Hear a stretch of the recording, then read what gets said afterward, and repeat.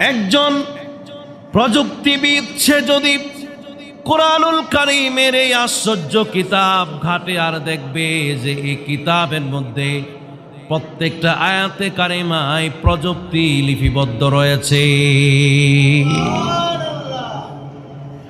একজন কবি সেও যদি কিতাবুল কারীম পড়তে থাকে, কুরআনুল কারীম পড়তে থাকে, কবি সে অবাক হয়ে যাবে। এত সুন্দরভাবে এত ছন্দ মিলায়া শব্দগুলি এমন জায়গায় সেটিং করে এই কিতাবকে লিপিবদ্ধ করেছেন, ওই কবি সাহিত্যিক পর্যন্ত তারা আশ্চর্য হয়ে যায়।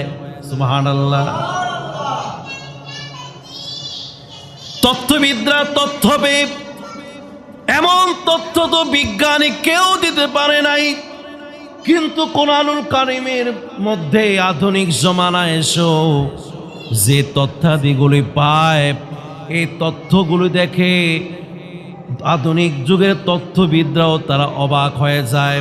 কারণ এই কিতাব মানুষের রচিত নয়, কিতাব হলো আল্লাহ রব্বুল আলামিনের পক্ষ থেকে নাজিল করা।